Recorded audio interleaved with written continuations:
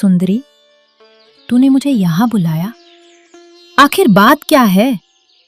तेरी हालत देखकर तो मेरा दिल बैठा जा रहा है। मधुलिका, मेरे पास वक्त बहुत कम है।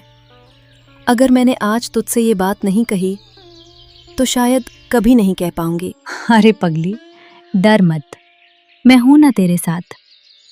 अब साफ साफ बता, क्या हुआ है? मेरी सौतेली माँ, वो मेरी शादी एक ऐसे आदमी से करना चाहती है जो मुझसे उम्र में बहुत बड़ा है और उसके इरादे भी मुझे ठीक नहीं लगते। क्या? लेकिन क्यों? कोई अपनी बेटी के साथ ऐसा कैसे कर सकता है? क्योंकि वो आदमी शादी के बदले बहुत सारा धन देने वाला है।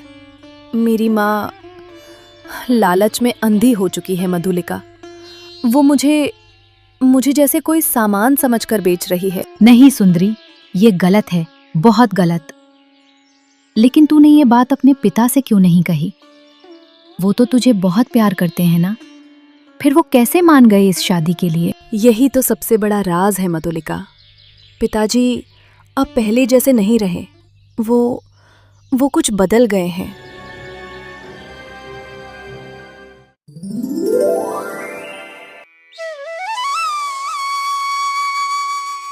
दोपहर का समय, लीलावती का घर। यही है गांव का सबसे अमीर और चालाक आदमी, सेठ रघुवीर सिंह। लीलावती, सोच लो अच्छे से। मैं तुम्हें इतना धन दूंगा कि तुम्हारी आने वाली 7 पीढ़ियां भी आराम से जी सकेंगी। बस बदले में मुझे सुंदरी चाहिए। सेठ जी, बात तो आपकी सही है। इतना धन तो हमने कभी सपने में भी नहीं देखा। लेकिन एक बात है, कहीं सुंदरी के पिता बीच में आकर ये रिश्ता तोड़ ना दे। वो अगर अड़ गए तो सारा खेल बिगड़ जाएगा सेठ। रघुवीर सिंह हल्का सा हंसता है, जैसे ये बात उसके लिए कोई मायने नहीं रखती। तुम उसकी चिंता बिल्कुल मत करो लीलावती। वो खुद अपनी बेटी का कन्यादान अपने हाथों से करेगा। क्या? ये तुम क्या कह रहे हो सेठ जी? वो आदमी कभी भी इस शादी के लिए हाँ नहीं करेगा। वो अपनी बेटी से बहुत प्यार करता है। तुम बस तमाशा देखती रहो लीलावती। कुछ ऐसे रास्ते होते हैं जिनसे इंसान की सोच भी बदली जा सकती है। मुझे ये सब ठीक नहीं लग रहा। कहीं कोई मुसीबत ना आ जाए। मुसीबत? मुसीबत तो तब थी जब तुम गरीब थी। अब तुम्हारे पास मौका है अमीर बनने का। और जहां तक सुंदरी के पिता की बात है, वो अब वही करेंगे जो मैं चाहूंगा। सेठ जी, ये सब आप कैसे करेंगे? बस इतना समझ लो, तुम्हारी हां मिल गई है। अब बाकी काम मेरा है। रघुवीर सिंह धीरे धीरे घर से बाहर निकल जाता है। लीलावती वहीं खड़ी रह जाती है। उसके चेहरे पर लालच और डर दोनों साफ दिख रहे हैं। शाम का समय, सूरज ढल रहा है। आसमान हल्का लाल हो चुका है। गांव के बाहर एक सुनसान रास्ता। सुंदरी के पिता गोपाल थके हुए कदमों से घर लौट रहे हैं।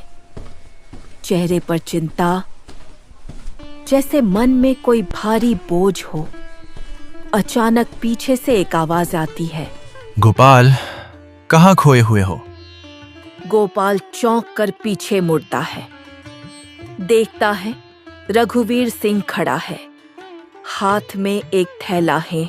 सेठ जी, आप यहाँ इस समय? तुमसे एक जरूरी बात करनी थी, तुम्हारी बेटी सुंदरी के बारे में। गोपाल का चेहरा सख्त हो जाता है। देखिए सेठ जी, अगर शादी की बात है तो मैं साफ कह देता हूँ, मैं अपनी बेटी की शादी आपसे नहीं करूँगा। वो अभी बच्ची है और मैं उसे खुश देखना चाहता हूँ। मैं तुम्हें इतना धन दूंगा गोपाल, तुमने शायद कभी एक साथ नहीं देखा होगा। इससे तुम्हारी सारी परेशानियां खत्म हो सकती हैं।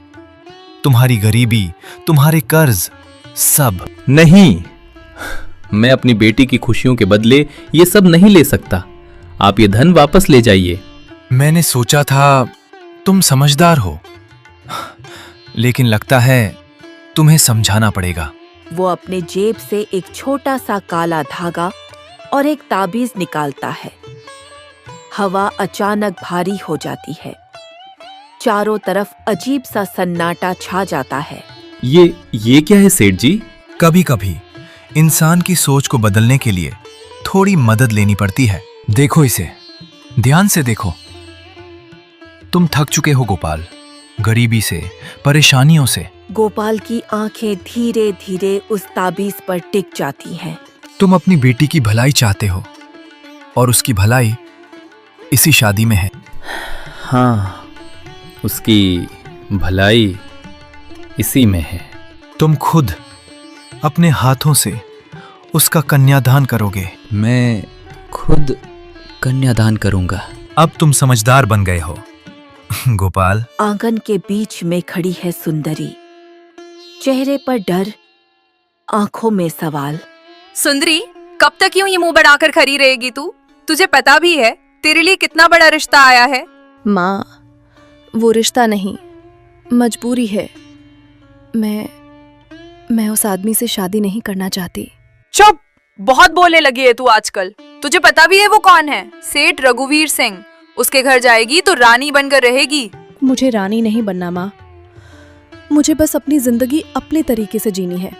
वो मुझसे बहुत बड़े हैं, मैं उनके साथ खुश नहीं रह पाऊंगी। सुन ले सुंदरी, ये शादी होकर रहेगी। तू चाहे हाँ कहे या ना, मुझे कोई फर्क नहीं पड़ता। आप ऐसा क्यों कर रही हैं माँ? मैं आपकी ही बेटी हूँ। बेटी? बेटी होती तो मेरी बात मानती। मेरे लिए इतना बड़ा मौका आया है और तू उसे ठुकरा रही है। अगर तूने इस शादी से मना किया ना, तो याद रख, इस घर में तेरे लिए कोई जगह नहीं रहेगी। न खाना मिलेगा, न छत। माँ, ऐसा मत कीजिए, मैं कहाँ जाऊंगी? कहीं भी जा, मुझे फर्क नहीं पड़ता। लेकिन अगर यहीं रहना है तो मेरी शर्त माननी पड़ेगी। और मेरी शर्त है, तू सेठ रघुवीर सिंह से शादी करेगी।